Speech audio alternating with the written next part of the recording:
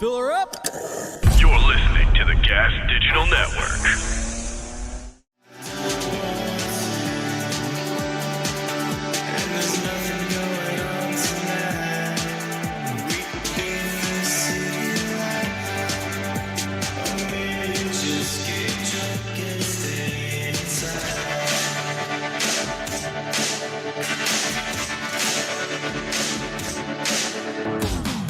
Good afternoon, Michael Malice here, and let that be your welcome for the next hour. We have with us a very, very special guest, someone who I am a big fan of. YouTuber Ms. Blaire White is here. Blaire, thank you so much for coming to the show. Of course, I'm really excited, and I feel like such a bitch because the other day I tweeted you and I was like, when are you going to stop playing around with me and put me on your show? And you're like, I've emailed you 3 times. So I was like, So one of the things I wanted to ask you about is you were part of one of the greatest moments of internet history, which is your debate with Candace Owens on the Rubin Report.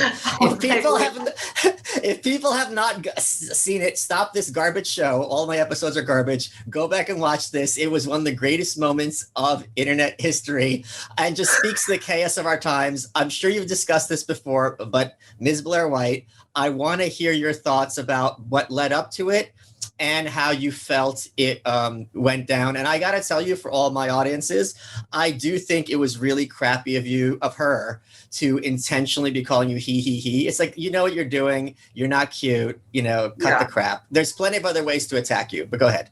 Right. So basically it was, I think a lot of people found a lot of humor and enjoyment in it. I was a little miserable because there was no AC in Dave Rubin's garage. So it was about 105 degrees and I was getting screamed at by this woman I just met. And it went on for like an hour and then like 30 minutes of a Q&A that I felt like I didn't have to be there for. It was such a moment. It is one of those things, like there's a few things I've done and that's one on the list that like when people see me out at like, the mall or whatever, they're like, do you remember when you did that? I'm like, yeah, I remember. I was there. Yeah.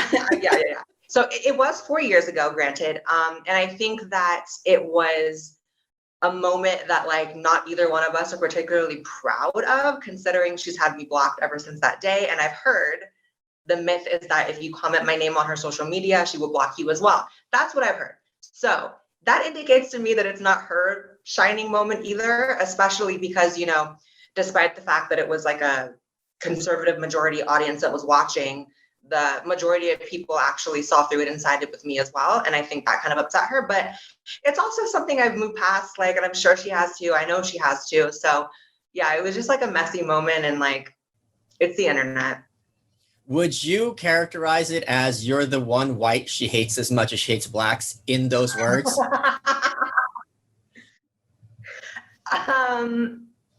Sure. Okay, that was easy. Or quote Malice quoting me. One thing that I learned, I used to give a few classes on networking, and this was my advice I have a friend who's 6'7", right?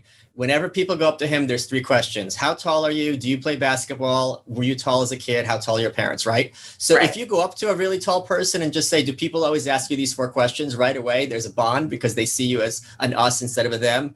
As a trans woman, they have to be 3 or 4 questions that everyone asks you all the time. What are they?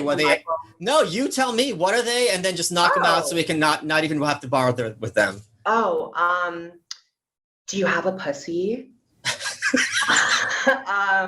How tall are you? That's another one actually that we get as well, because obviously most of the time people see me like this because I'm doing videos and podcasts like this, but I'm short. I'm 5'5". People think that's like the one thing people say when they meet me. It's like, you're so much shorter than I thought. I'm like, what do you think? I was like a gorilla or something? And then I guess people ask a lot like, well, how old are you when you started? Or was it painful? Stuff like that. Stuff having to do with like the transition, which is also another thing that happened about 4 years ago. So. Am I allowed to ask where Blaire came from? Or is that considered offensive? You're allowed to ask me literally anything you want. I'm an open book, and especially open with you because I like you.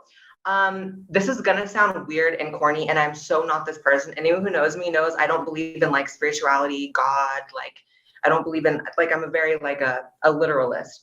But the name Blaire actually came to me in a dream. I was I was like in the midst of starting my medical transition. I didn't have a name yet, and I was just thinking like, what am I going to name myself? And I went through a couple different names. Exclusive, I was considering Robin, which is like, why was I like 20 years old seeking an old lady's name? I don't know.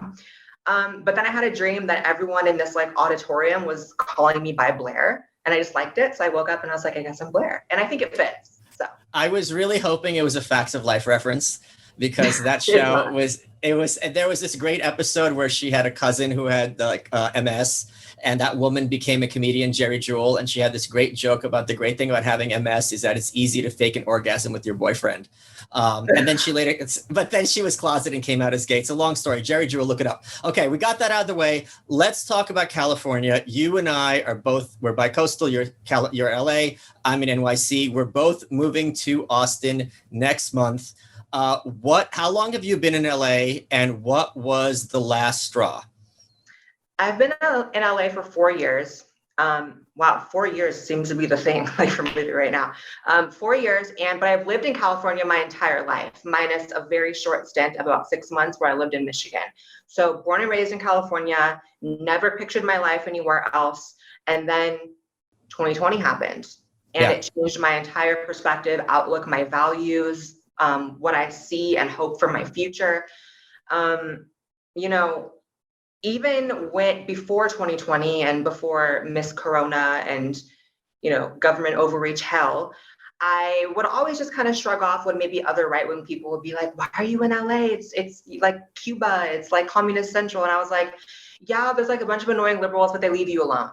Well, now post 2020, there's a bunch of annoying liberals, but they don't leave you the fuck alone. Can I swear on here? Of course, only racial slurs though. Oh, okay. I know a drag queen named Rachel Slur. The best drag queen name is Karen from Finance.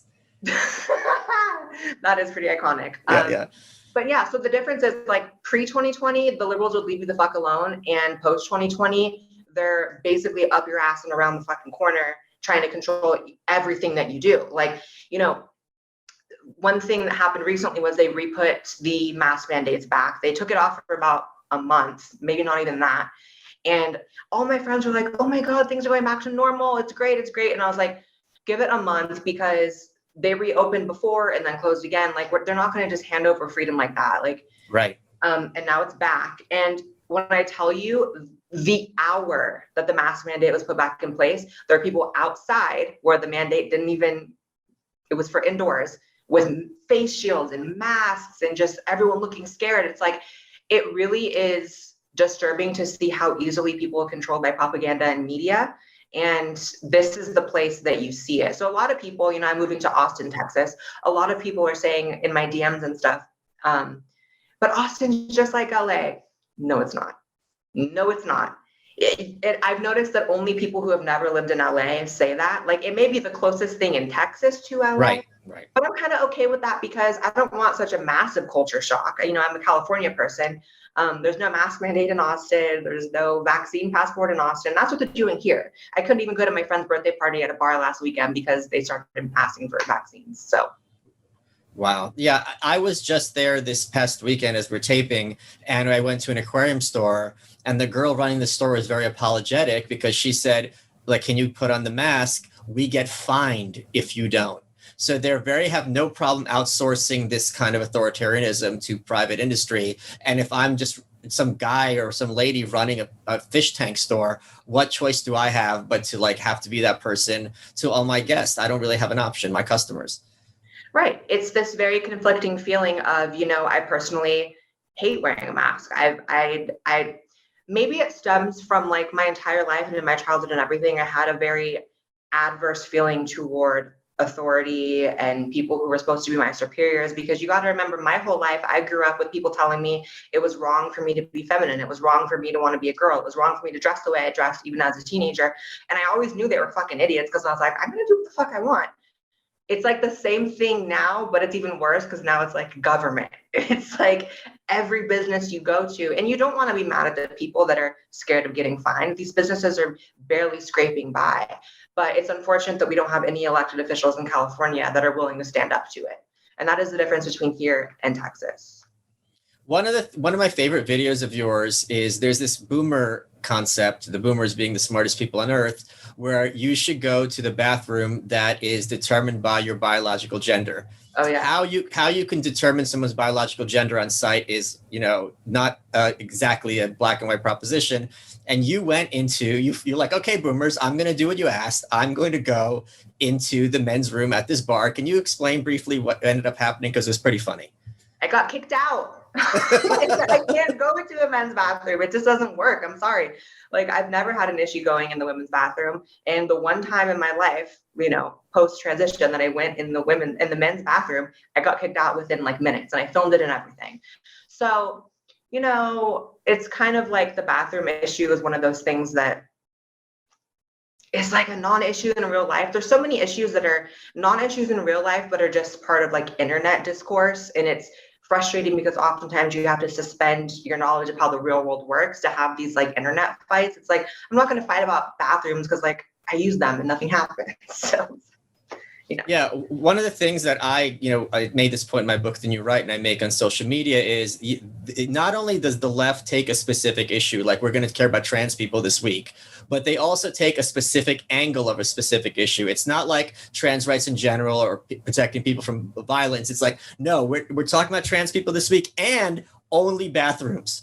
So, and unless you have the exact right position on this issue and this opinion that we decide on 5 minutes ago, we feel comfortable reading you out of polite society. Although many of these issues for any population are going to be complex and nuanced once you're in the in-group. There's going to be a lot of discussion within a community over how to approach an issue. But on the outside, you better do what we say or else you're a horrible human being. 100%. And, I often say that the LGBT community is way more so in ideology than a group of people that have common bonds due to being the G or the B or the T or the L. And you see that by like the first people to implement the vaccine requirements in LA, or the first businesses rather, were all the bars in WeHo in West Hollywood, the gay area of LA. They joined together and they all did that at once. They were the first bars. I couldn't go to any, gay bars that night. When it started happening, I was like, okay, I guess we're going to straight bars tonight, which is fine, but I don't really like to interact with straight men when I'm drunk. So it's also that how they treat people who do defy like the narrative that they have. Like me, look at my name on any of these pro-LGBT news publications, whether it's Pink News, who defended Jessica Yaniv, a pedophile, and attacked me in the same article.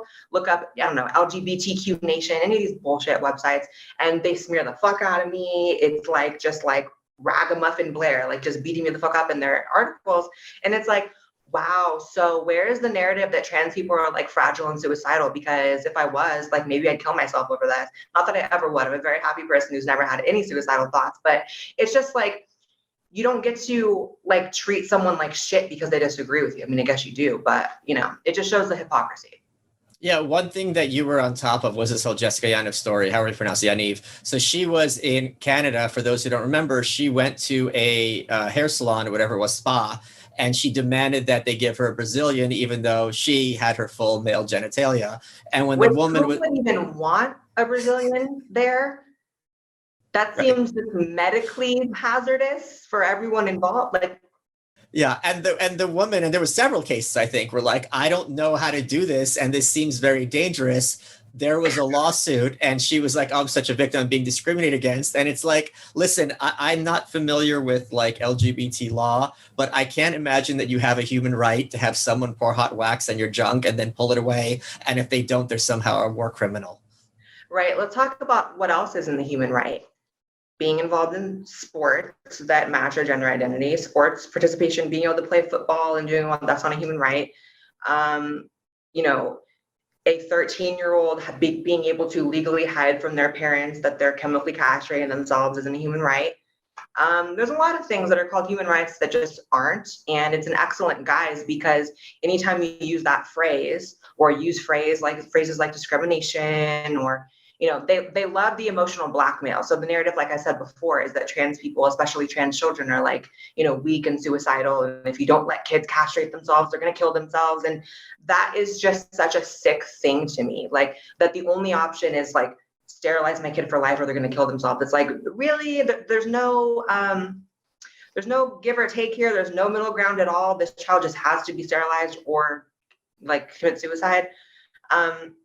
There's a lot of emotional blackmail, like I said, done by activists in the community. And I guess I just kind of am at a point where like, I wish I had the luxury to really give a shit about LGBT laws and LGBT issues. I mean, I talk about them, especially when they consider predatory behavior, because that is something I'm passionate about. But like, dude, like there's like a communist takeover being ushered into the United States. Like I don't care about like tranny shit. I can't bring myself to hear it anymore. Well, last question then. Do you identify as a trap? I haven't heard that word since 2016. Oh my God. Am I a boomer? I think so, sweetie. I identify as whatever you want me to be, okay? Okay. How bad do you think it's going to get before it gets better? From everything I'm seeing, I think the trajectory is very, very negative in the medium term, but I'm very, very hopeful about the long term. What about you? Are you white pilled or black pilled? Okay, how long term are we talking? Are we talking like a future? 6 years. 6 years? I'll say 6 years. Yeah. Oh no, we're fucked in 6 years. I think like long term, there may be a civilization on this planet that looks back at this time in history and is like, wow, they really just had this controlled demolition of society and of democracy and freedom. And we're going to learn from this. But as of right now, I have to admit, I'm not feeling super hopeful, but maybe that is because I'm living in California. Maybe that is because I'm in the heart of, I'm not even just in LA. Like I wish I could say I'm in like Beverly Hills or Calabasas. I'm in Hollywood, which people may have a misconception about that it's glamorous. It's disgusting. So maybe that's part of my, pessimistic outlook, but I'd only see this train going in one trajectory because everything that's happened now, we're talking vaccine passports in New York and soon in California. We're talking, this new separation of the vaccinated and the unvaccinated. And it's everything that if you said was going to happen a year ago, you were banned off social media for being a conspiracy theorist and everyone would think you're crazy because it would never get to that point because this is America, right? Yeah, this is America and this is what's happening. And how many times are we just going to say, okay. And it's just more and more steps because if people think the government is going to relinquish this control they have over us, they're sorely mistaken. They don't know anything about history. Like it has to be taken back. It can't just be, I know this one guy in LA and he's fully vaxxed and has done everything, that he was supposed to do over the past year and a half, which is, he didn't leave the house for 6 straight months, didn't see his family. He even had a picture in like bubble wrap, hugging a family member on Instagram, like tearjerker, woohoo, just cringe. And he was recently saying that, well, I'm not going to comply anymore because I'm fully vaccinated. I'm not going to do the mask again. And I'm like, really, now you're drawing the line? Like, no, you're not. You're going to comply. Everyone's going to comply. And it's just going to be, like I said, a controlled demolition. But maybe you're right. Maybe 6 years from now, we'll be okay. Hey guys, Michael Malice here. I want to tell you again about one of my favorite sponsors, which is Fume. It's a Canadian-made wood inhaler with no electronics, and they use cores filled with the benefits of super plants. You just stick at the end, kind of shred it out, and you have something to do to play with your hands at a party. It looks like a steampunk vape. They look really, really cool. They were smart. They sent me one to play with. I'm like, I can totally see how people get into this. If you go to breathefume.com and use code MALICE10, you get 10% off your order today. It's kind of like almost like a breath mint or something like that. It just relaxes you and you just have a little ritual. You don't feel weird standing around while other people are doing whatever they want. If people get annoyed at you at places where there's no smoking or vapes, this is something you can do to help you relax without having to deal with nicotine or those other chemicals. So if you want to conquer nicotine cravings, they've got something called Conquer, which is black pepper, peppermint, and eucalyptus. Invigorate is an NG booster. It's got peppermint, eucalyptus, and grapefruit. They've got a ton of stuff. It's all Canadian made. It's really good. I'm really glad to be able to promote it. If you go to breathefume.com/malice and use code MALICE10, you get 10% off your order and you could breathe in the benefits of the world's super plants today. Let's get back to the show. How has your opinion at all changed on the police given the last year and a half? Yeah. I was actually just saying this in the car to my fiance, so I literally said the phrase, I don't back the blue in the car today because I was talking to him and I was like, it's not that I think cops should be demonized, brutalized, attacked by rioters, or made out to be bad people because of their profession. I reject that completely, but I don't have some blind allegiance to the police or some blind allegiance to the ones who, if the government told them right now to come into my home and strap me down and put a mask and shove a needle in my arm, they would. Those are the people that would, because they're just going to be following orders. So no, I don't have a blind allegiance to the police. I've only ever had positive interactions with police, even though that's another stereotype that trans people are targeted by police. No, every time I've been pulled over by a cop, I just start crying and they let me go. But Trans women are real women. I was speeding a couple of years ago, not even that much, but I got pulled over, and the cop pulled me over. And this was before I transitioned and medically and legally changed my name on my ID. So it said my birth name, which obviously is a completely male name. And he took the ID and he's looking at me. At that point, I did look like a girl. He was looking at me. He's like, thinking I gave him a fake ID or something. So he's on the phone and he's calling like, do we have a female named my male name? Because this is confusing me. And I just started crying because I was so embarrassed. I literally jumped out the car, which you're also not supposed to do. Yeah, I jumped out the car on him and I was like, I'm transgender and I'm having a really bad day and I'm sorry. And he's like, okay, you're gonna go home, sweetie. It's fine. And he just let me go. Oh, that's wonderful. I know. But yeah, I don't have this blind allegiance to police officers. I don't understand, conservatives who were back the blue. It's like, I'll back the blue when they back like constitutional rights, because I'm seeing a whole lot of not that happening. As someone who identifies as being on the right, what is your perspective on the Republican Party? Okay, so there's pre-2020 perspective and 2021 perspective, which I'm definitely believing the Republican Party is trash at this point. I'm thinking, okay, so, I've voted Republican my entire adult life, not because I am some to the T, every issue I agree with Republicans on, definitely not, but I always saw it as the lesser of two evils that more closely aligned with my beliefs on policy. Now I'm like, does any of that really matter? Because where are the elected officials that I voted for my entire adult life, like I said, standing up for this, standing up for us, standing up for this blatant tyranny that's happening? I don't understand it, because as much as, the left will say that, everyone on the right, like all these right-wing politicians are like discouraging vaccines and they're killing people. It's like, not really, they're all complying too. The government as a whole is complying. So more often than not, now I'm seeing government as a whole to be the enemy, not just left-wing people in the government, because it's all the fucking same thing. Amen, sister. So I imagine, or I'm sure, that you get an enormous amount of hate online. Does it ever get to a point where it's actually kind of scary? Not really, because I have like 6 guns. Yes, I have 6 guns in California. It was hard to do, but everything's legal. Don't worry.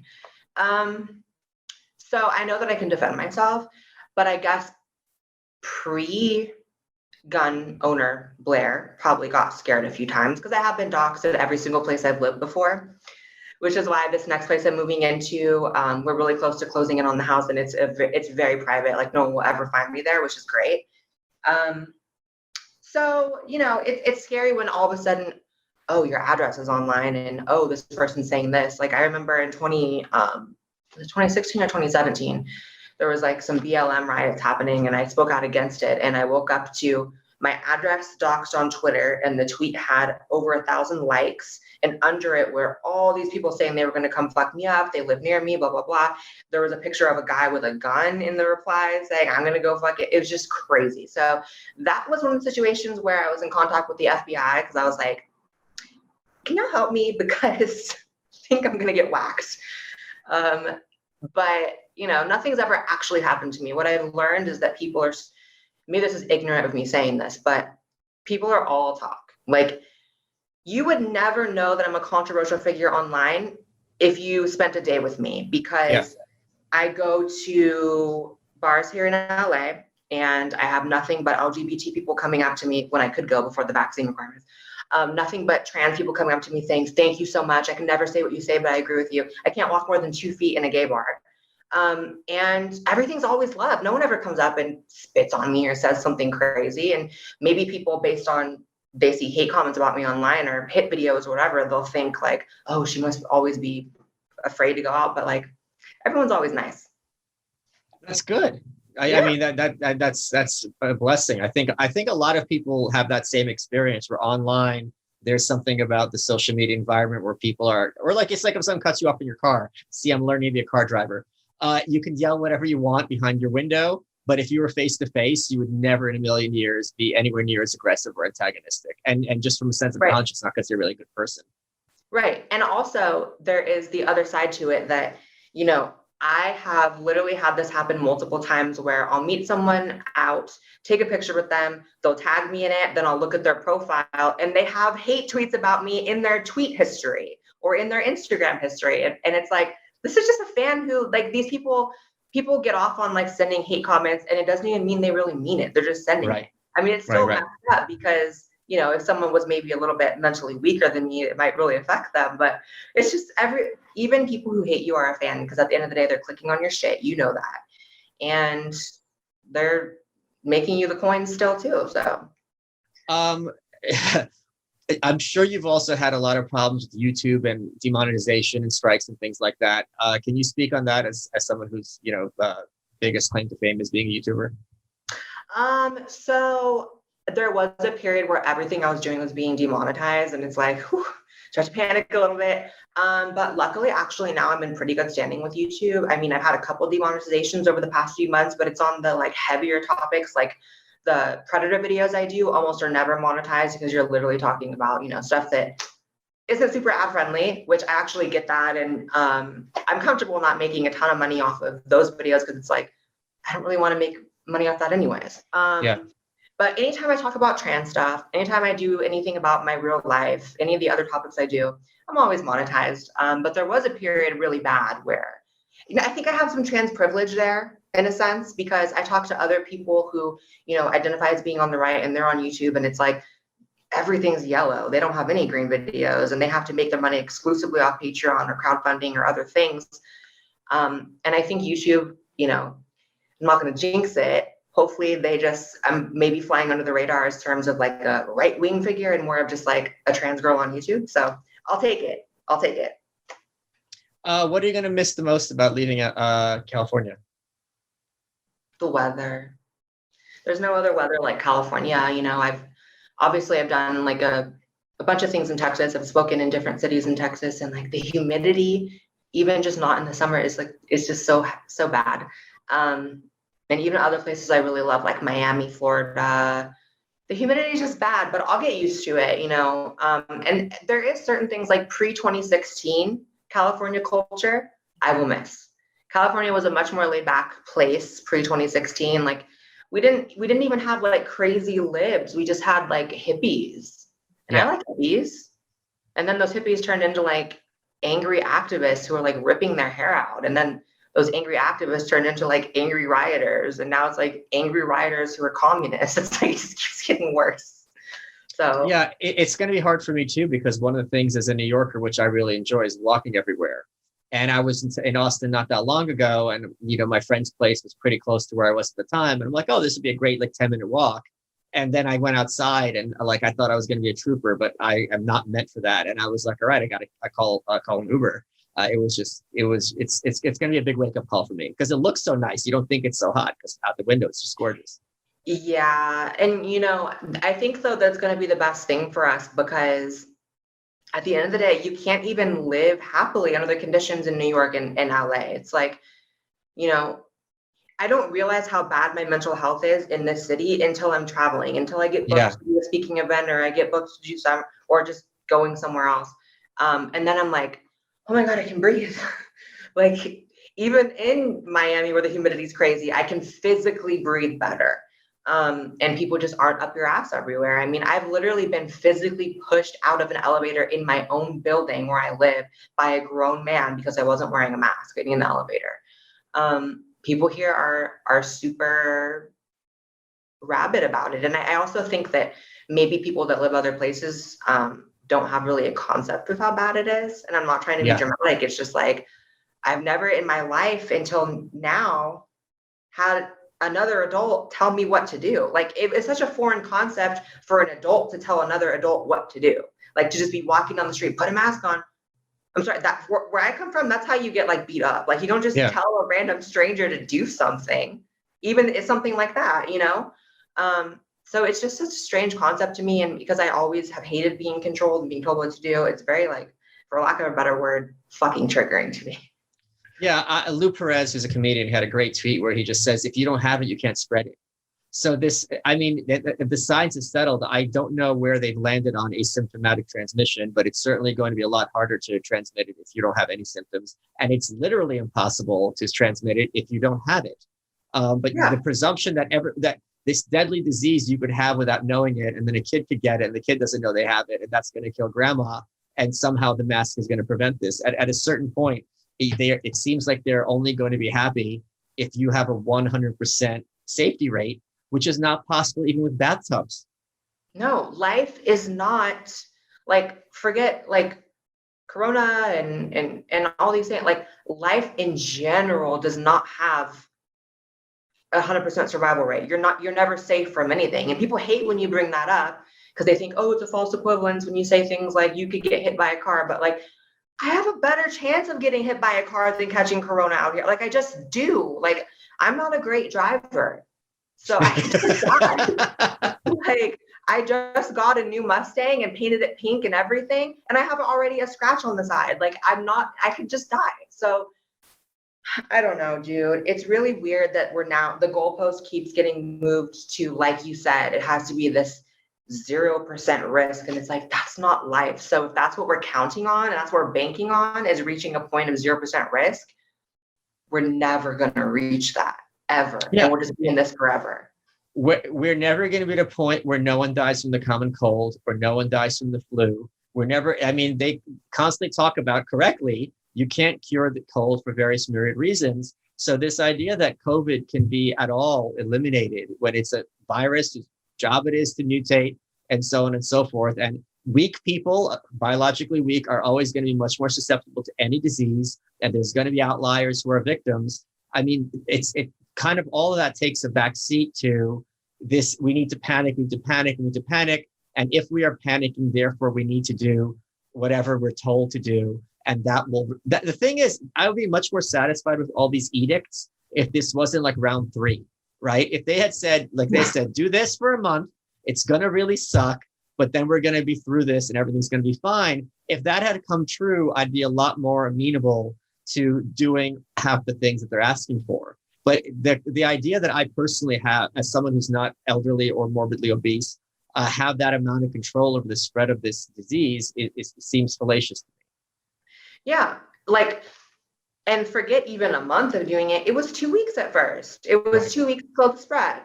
And I was actually down for it. I was like, what's 2 weeks? What's 2 weeks if it's for the greater good? And then it was like, all of a sudden, you know, and that was when lockdown was real. That was when nothing was open except the grocery store. And that was like here in LA, like going to a war zone. Like you walk in the grocery store, there's nothing on the shelves and people are screaming at each other and crazy shit. I'm like, wow, like I think I need a gun. And that's when I started buying guns. So you're right. The goalpost keeps getting moved. And for some reason, people just go along with it each time. And it has way more to do with societal pressure than anything else. Like sometimes I even want to like believe that these people really are stupid enough to just blindly believe everything the government's telling them to do is in their best interest, which when does the government ever have you in their best interest? Like, who the fuck are you? No one is anyone compared to the government. Right. But then I'm like, no one believes it. They believe their friend group. They believe their social group. They don't want to be the outcast of that. They don't want to. And also the other sad thing is that most people don't have the luxury to not care. Like we also have to remember, you know, at the risk of saying, check your privilege, you and I make a living to where, like, if anything, we probably did better over the course of the last year and a half. You know, online content definitely went up and we didn't have to leave the house and didn't have to worry about if we didn't have a mask on for 16 hours a day in a hot warehouse, we'd get fired. We didn't have to worry about, oh, your employer's forcing vaccinations. We didn't have to worry about that. So the average person just doesn't have the resources, time, or energy to even fight back. And that's what they're banking on as well. That and separation. And what's scary about the separation aspect is that obviously the elites only stand to gain by us being divided. So it's always been race and gender and then trans. And now it's this even worse separation of the vaccinated and unvaccinated. And one of those groups wants to literally kill grandma and your children and you. It's like, how are we ever going to get past this when one side thinks like you're trying to kill them? Right. I don't know. Yeah, I don't see, I agree with you completely. I don't see any and the thing that also people have to keep in mind is that this is a possibility for people who are low status to have a position to a certain dominance over other people. Because now they can be the boss and they can be self-righteous about it and moral about it. I get to go up to Blaire White, or I get to go up to Michael Malice or whoever is in the street and be like, look, you need to listen to what I tell you. And then I'll feel like the good guy as a result of it because I saved a life today. Right. It completely shifted society overnight to where everything is catered to the weakest, both physically, mentally, and emotionally among us. Like society is now geared towards the losers. And I'm sorry, but if you think a lockdown is a good idea, again, it's probably because you're a fucking loser, because you don't want to work. You don't want to like have to pay your own bills. You're hoping that, you know, you're riding with Biden. You want another check. You know what I mean? So like, to me, yes, it was a way for the weakest among us to assert dominance and control over people who previously were independent and did their own thing. And that was the biggest thing for me. Yeah, I have been in New York like you all my life. I came here when I was 2. The only time I've lived here is when I spent 4 years at college, which was a horrible experience. So this is also going to be a culture shock for me as well. But from my perspective, the New York that I've said this many times, the New York that I thought I was ride or die with, that I fought for all my life, is not here anymore. Like this is basically like a clone, a very poor clone of the city that I loved. And frankly, it makes me angry to walk around and just see what's become of New York City, which is like the legend of New York City is something everyone's familiar with. Me too. I drive around here and I do just feel this anger. I look at like, you know, families that are like walking outdoors with like 4-year-old kids wearing masks, sometimes double masks. And I just get this like visceral reaction to it. I mean, I don't try to run them over. The throwing the glass was a one-time thing and I was really drunk, but I do feel an anger about it. And it makes me sad to see what all of this has done to people first and foremost. Like it's really shattered people's spirits and you can feel it in the air. You can feel it that no matter how much we're coming back and now you can go to the hair salon, it's like, it doesn't feel the way it felt before. I don't think it will. So do you like kind of mourn it a little bit? Like, even though I'm happy and excited to move to Texas, it's like, there is a piece of me that's like sad about it. Oh, I don't mourn it a little. I mourn it constantly. And I mourn all the little shops and restaurants that I used to frequent, because being a New Yorker, it's really fun to be like, okay, I know this cool spot or this cool bar or this cool clothing store, this cool ice cream shop. You know, when friends come, the thing about New York, it's such a walking town.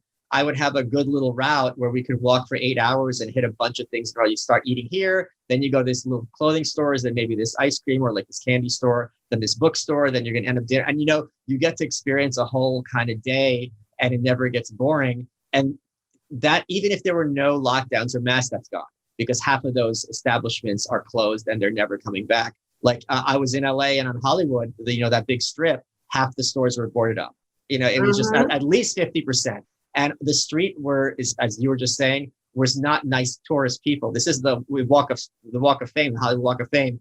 And it's like lots of homeless people and like a very few tourists. It's not at all what people used to think of what Hollywood used to be. No, you couldn't pay me to walk on Hollywood Boulevard in 2021, like daytime or nighttime, especially nighttime, but even daytime. Like, it's just, everyone on the street is almost like, I mean, I'm not trying to sound mean because obviously I have empathy for people in that situation, but it's drug addicts, it's sea urchins, it's people that are like really, really down and out that may or may not jump you or stab you for $1. And it's scary. I live right off the boulevard, and I used to walk my little dog on Hollywood Boulevard on the Walk of Fame to Runyon Canyon And it was like a great little daytime thing. And you do it now, and it's like there's people yelling crazy perverted shit at you. There's people getting angry with you. It's just sad. It's made people really angry. And get this mental picture. I remember being in June 2020 when the riot started. And prior to that, even though I wasn't at that point down for the lockdowns, I wasn't riding with Biden on that. I was accepting that this was something that we'd have to deal with for a while. And then all of a sudden, there's 30,000 people on Hollywood Boulevard bunched up and screaming and protesting, and the entirety of the media is encouraging it. Yeah. And I said, wait, because my family friend died a month ago, her father couldn't go to her funeral because they had to choose between the closest family members. They could have 3 people at a fucking funeral, and it had to be outdoors. So what is this? Why is there 30,000 people outside my house? I look out at the boulevard from my balcony. Building number 1 is on fire. Building number 2, oh, cop car. Oh my God, a SWAT team. And so I literally had to escape LA. We had to literally book an Airbnb really quickly in the woods. We went up to Big Bear, and we thought like, okay, it'll be over by Monday. It was Friday at this point. We ended up being there 2.5 weeks because the rioting did not stop. And still they continue with the lockdowns. And that for me was when I was like, oh, okay, so it's all fucking bullshit. Like none of this is real. Not even an ounce of it. So that was the moment for me where I was like, I really got to go somewhere where this is just not such a thing. And I thought I was going to move to Texas last year. I did a whole video about it and everything, but my fiance got a really nice job here in LA that I basically had to compromise and say, okay, I'll stay so you can have this job. But now coincidentally, it's like fate. That company that hired him is moving to Texas because they hate it here too. So. Oh, that worked out perfectly. Yeah. Everything works out how it's supposed to. So. Yeah, I was in Austin in September, October, late last year. And, that big strip where all the music venues are. I remember I was there previously. It's like a 24/7 party. This, bar after bar after bar. And I almost didn't recognize South Street. I almost didn't recognize it because it was all boarded up. And at 8 p.m., 9 p.m., this is hardly the middle of the night, the only people on the street were clearly like junkies, like looking for some kind of, being very aggressive about it. So it was just like, it's amazing the power that the government has over these like medium businesses, which are ostensibly the backbone of any economy and which make, America unique, where all the creativity springs from. They were the first casualties of this. And there's no remorse for all those losses. And isn't it amazing how it became socially acceptable to smash in a local business, but not, and I'm going to word this very carefully because I know people get very mad about this. I do not endorse, support, or think that what happened on January 6th was a good thing, but at least they were going after the government. Like for 7 weeks here in LA, I was watching small business owners, some of them that I know, losing their livelihoods, getting smashed in, because at least when one side riots, they go towards the government. The other side goes towards, like, I don't know, Leslie Ann, who opened a nail shop, who probably saved up for 40 years of her life and finally was able to open a nail shop where the rent is $40,000 a month on Hollywood Boulevard. What are people doing? And but you know what it is? It's because so many people are so uninspired to be entrepreneurs or business owners that when they see any type of business, a store, a nail shop, no matter how like ratchet or like, cheap it is, they think that that's like the man. They think that that's like something they could never attain in their wildest dreams. And it's like, really, no, like oftentimes these people that own these small businesses, they're not rich off of it. They're not making even good money off of it. They're breaking even. So when you break their window, they're not breaking even anymore. And now they can't feed their children or pay their rent or whatever have you. So that was really sad. So I actually made a point to, throughout the entirety of the panini, I found all these businesses that refused to close in LA, which was hard to find, but I did. And I only supported those businesses. Even to this day, I mostly only go to those businesses. Like I found a spray tanning place owned by this really cool Korean guy, because the Koreans aren't down for the lockdown. No, not at all. No. Yeah. The rooftop Koreans were almost back out. He owns like a tanning place. So I go there to get my spray tans. I found a nail salon that never closed. You had to go in through the back and do all this stuff. So I'm still supporting those businesses because I think they were brave to do that, but it's sad.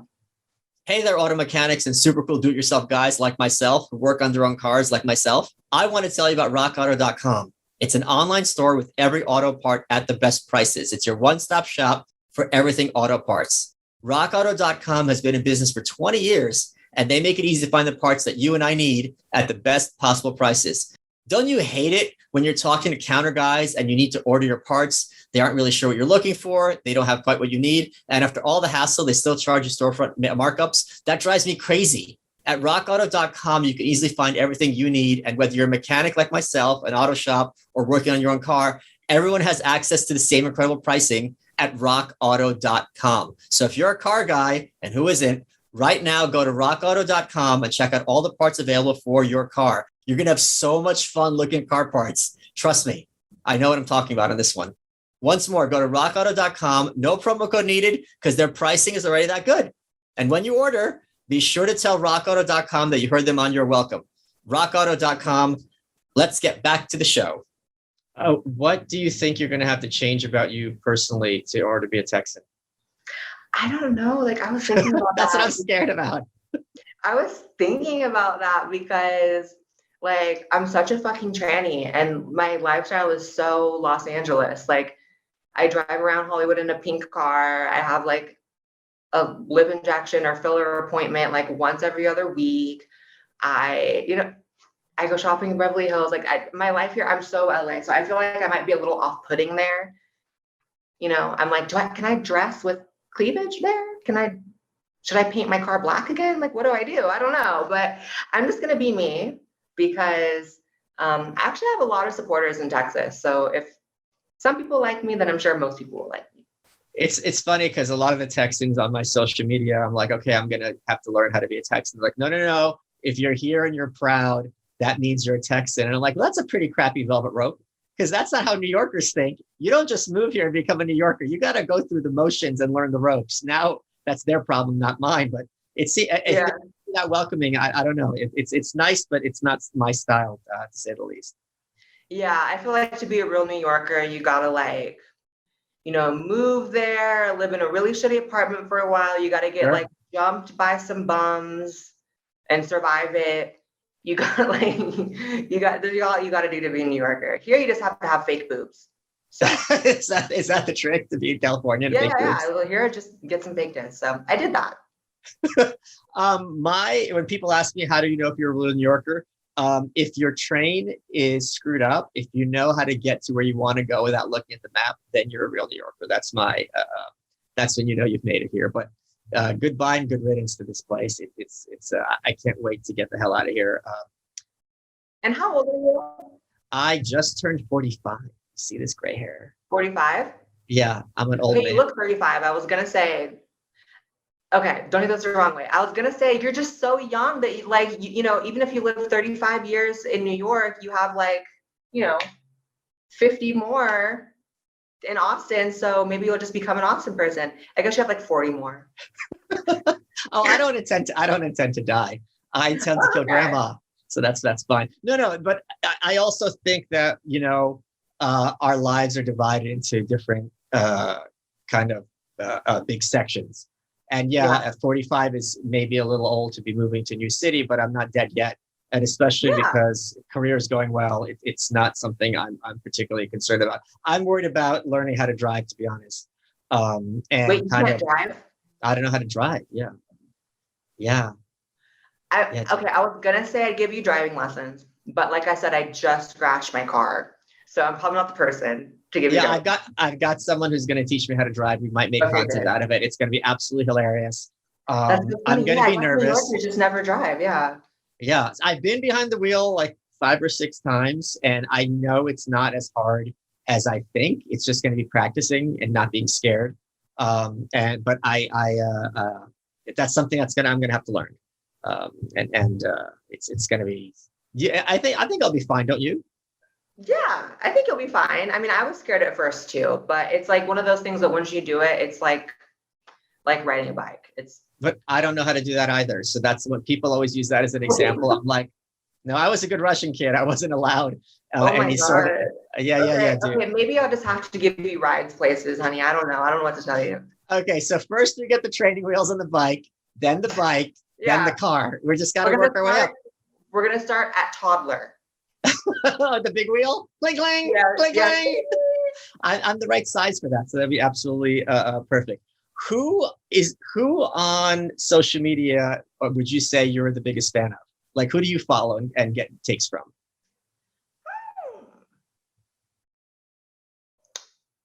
I don't know. I really like Joe Rogan, and that might seem like a generic answer, but I really enjoy his podcast because he's not.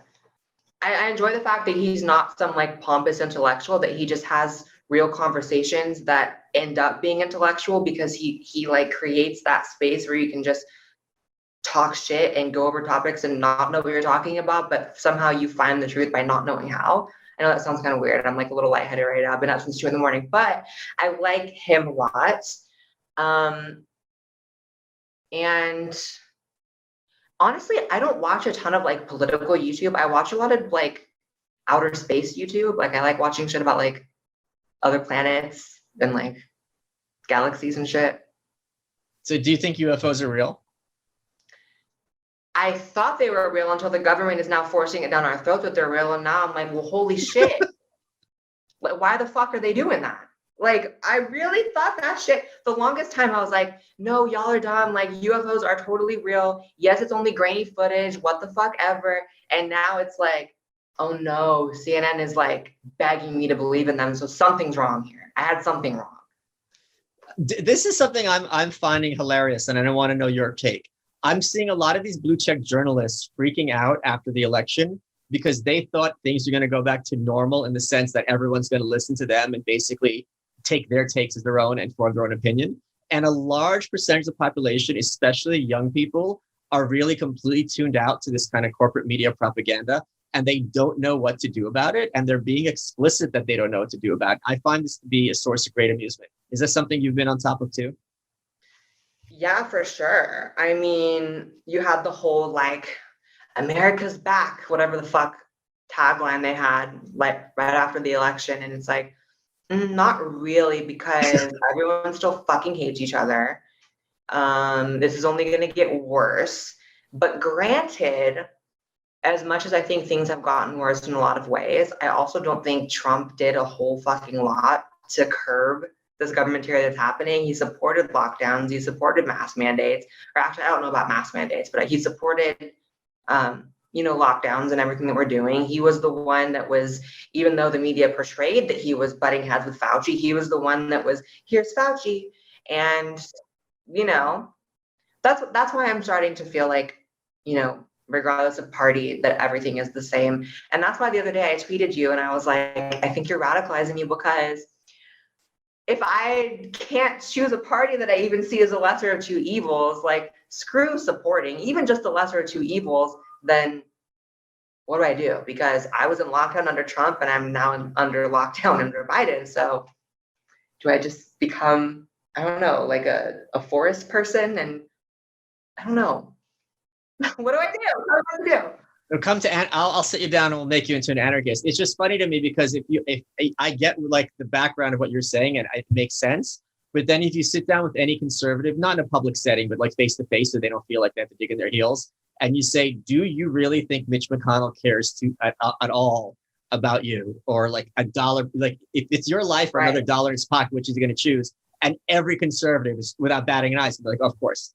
And it's like, okay, so, right, of course, not even a question. So if this is the leader of the Republican Party in the Senate, what does that tell you about this party? And then it becomes like what you're saying. It's like, okay, well, where do I go from here? Like, I'm not disagreeing with you, but like, this is pretty unambiguous that, I'm sure, what was your reaction when he said not that long ago, like, it's a clear choice, either get vaccinated or we're going to have lockdowns again?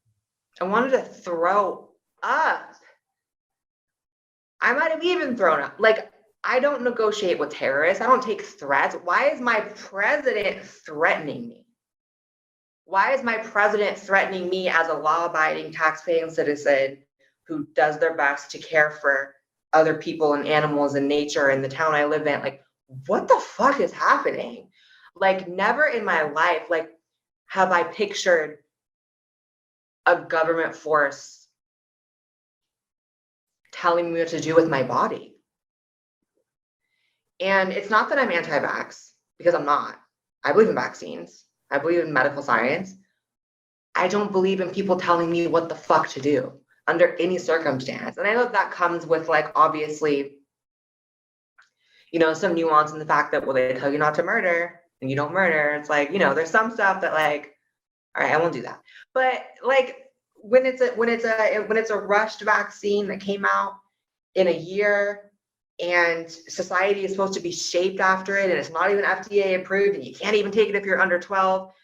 And this might sound petty, but I even saw articles saying that people with facial fillers are not supposed to, or have to be careful taking it because it can cause like all kinds of shit. And I'm not even kidding. There's an article about having facial fillers, which I obviously have because I'm a fucking tranny, and you shouldn't take it. I'm like, so there's all these reasons why I probably shouldn't take it, but I have to shape my entire life around it. And I'm not going to be able to go to the grocery store soon if I don't. So what is happening?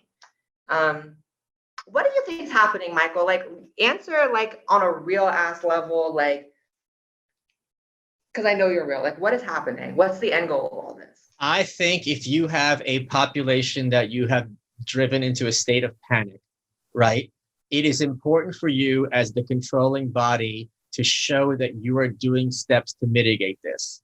And it's also important to have a group that you can identify as the wreckers, or whatever term you want to use, that are the ones who are making sure that our schemes, which we know are the right ones because we're the good people, aren't working.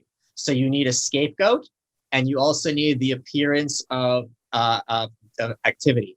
And that appearance has to be the bigger the threat or the alleged threat, the bigger the activity needs to be, and the greater the need for unanimity, right? It can't be 90%, it has to be 100%. And the more extreme the minority, the more they're going to be demonized because then you have the numbers. So it becomes a cycle that kind of feeds itself. Notice, this just clicked. Notice that they treat COVID in many ways almost exactly like they treat white supremacy, which is there's this crisis that's happening right now. And unless this is our number one priority by literally 100% of the people, it's going to destroy us as a country. And we all have to immediately rearrange our actions completely. Even if you're not someone with COVID, or even if you're not a racist or white supremacist, it's still incumbent on you to do this checklist of things. And if not, it's appropriate for people to condemn you and harass you and berate you because it's your fault that this shit isn't working. Right. And all it does is serve to create a situation where you and I are attacking each other and not looking upward at like, oh, wait, I'm sitting here with my face on the floor and the boot right here, but I'm just looking at you and fighting you. Right. And we're screaming at each other, and it's like, yeah, right. And I what sucks is that I know that, and that's something I've talked about before. And I have these conversations with my fiance when I'm like I'm like, oh my God, they have us fighting with each other. This is so crazy.